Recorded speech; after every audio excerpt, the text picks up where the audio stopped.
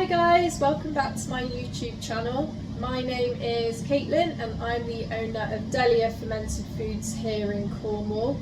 I'm in my fermentory today and I thought I would show you how to make probiotic dill pickles.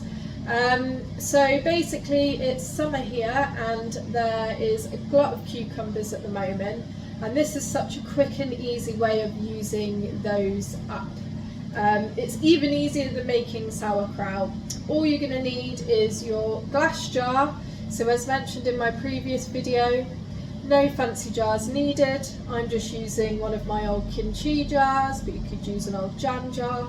As long as you can close the lid on tight, you're good to go. You're going to need a cucumber or a couple of cucumbers depending on the size you're going to make.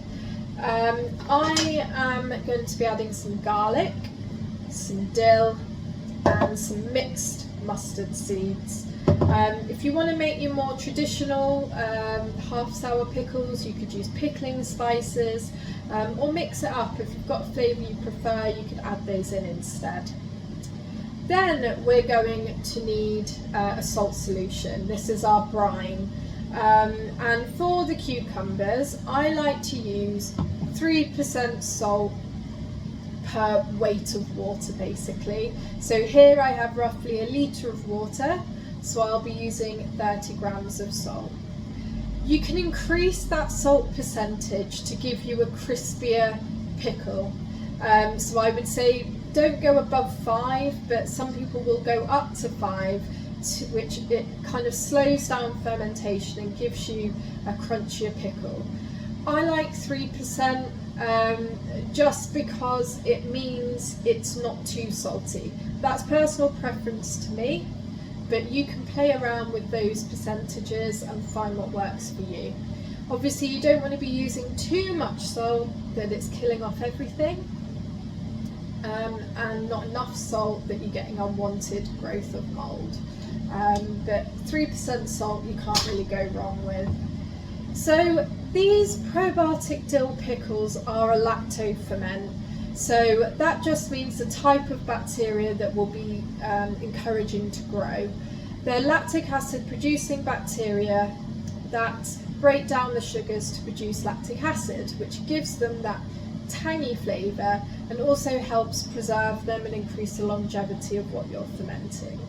It's also a wild ferment because we're not adding any live cultures to this. We're just creating an optimum environment by adding the salt to encourage those lactic acid producing bacteria to grow and thrive.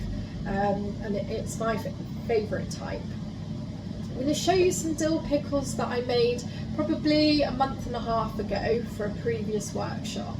So I fermented these at room temperature for about 3 days, and then they've been in the fridge ever since. But just to give you an idea of what the jar will tend to look like after fermentation. So you can see they're cloudy, and the pickles themselves have got a really lovely dark olive green colour.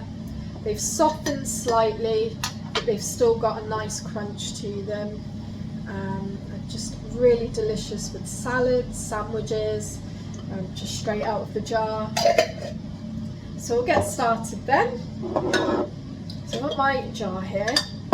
The only measurements we are going to need is that brine solution. So as long as you have got your litre of water and your 30 grams of salt, or whatever percentage salt you're using, you're good to go. All you need to do is fill your jar. I'll probably leave it an inch headspace from the top. Fill your jar with your vegetables and your spices, and then top up with the salt water solution so that your pickles are completely submerged under that brine. And that is it. This is what I mean by it's a lot easier than the sauerkraut even. So we'll get started then. It's chopper's choice with how you'd like to chop your cucumbers. Sometimes I'll swap and change, sometimes I'll do chunky batons. Today I'm going to be chopping them in kind of circles, but I'm going to be keeping them quite thick.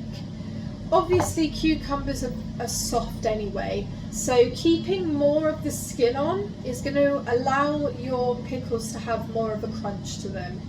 The more of that soft inner is exposed with less of the skin, you'll get a softer pickle. So I would say maybe a couple of centimetres thick I'm doing here, but it's entirely up to you. And there we go. So we're going to, so probably a couple of centimetres thick there. I'm going to pop those into my jar.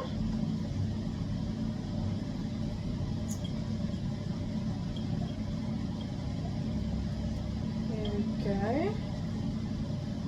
Again, when you're picking your veg, fresh is always best, because it means that the cucumber will maintain its crunch a lot better. The cucumber I'm using is a little past its best, so I expect that the pickles will be a little bit softer after that fermentation process.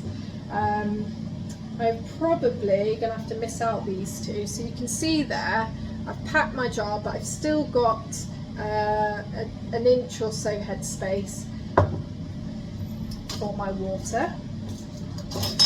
I love garlic, so I am adding about 2 cloves of crushed garlic, which is probably quite a lot for this small jar, but as I say, I do love my garlic. So pack that in there. You don't need to worry too much about the skin. There's so many good microbes on the skin.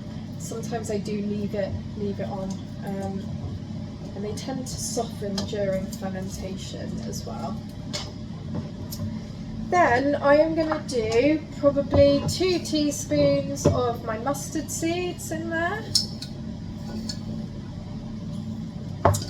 and then 2 teaspoons of my dill. Actually, I'm going to do 1 teaspoon of dill. And then I'm simply going to pour my 3% salt solution. Lid on. I'm going to give it a shake to mix up all my ingredients in there. And I think these look really beautiful sat on your kitchen counter when they're fermenting. They're really pleasing on the eye. So I don't bother weighing these down with a weight, because I've wedged the cucumber slices tightly in the jar so that they're not going anywhere. They won't be floating across the top. It's entirely up to you. If you've got a bigger jar and you've got a fermentation weight, you can pop that on the top to make sure that your cucumber is all under that brine solution. I am then going to sit this on my kitchen counter for about 3 days, and that's because my kitchen at the moment is incredibly hot. It's about 26 to 28 degrees because I've got fridges going. You could maybe do up to 5 days if it's a little bit cooler, but I'll do 3 days. I'll check it. If I'm happy with the flavour, I'll pop them in the fridge. What you can do is ferment them at room temperature for 3 days, pop them in the fridge to continue to ferment at a slower rate for another couple of days or even a week to develop it in that flavour. Again, it's entirely up to you, but 3 days I would say is a good time for you to then try it, see if you're happy with it, and then pop it in the fridge. During that 3 days, I will burp the jar, so maybe once a day I'll simply undo the lid and do it back up just to release the CO2, which is a byproduct of that fermentation process. And that is it. It's so simple to do. Just your cucumbers and your flavours in the jar, top up with that 3% salt solution, ferment at room temperature for 3 days.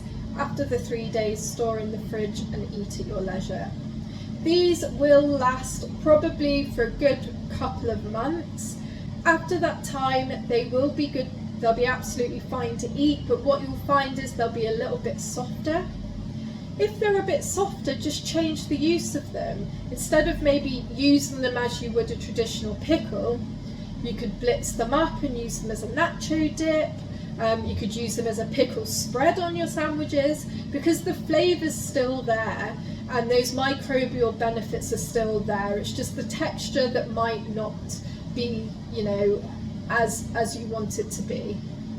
Some people, to keep the crunch of brine pickles, will add something with tannins in. So things like oak leaves, vine leaves are high in tannins, and it's thought that adding those to your brine pickle ferment means that your pickles have a little bit more of a crunch to them. They retain that crunch a little bit better. I don't bother, because I just can't be bothered with the faff, but you can kind of play around and see what works for you. And it's that simple. I mean, if you like this video, I'll be doing more. I'll be doing other fermented veggies using this method, sauerkraut method, fermented drinks as well. So please like and share and subscribe to get notifications of new videos, and I will see you very soon. Bye.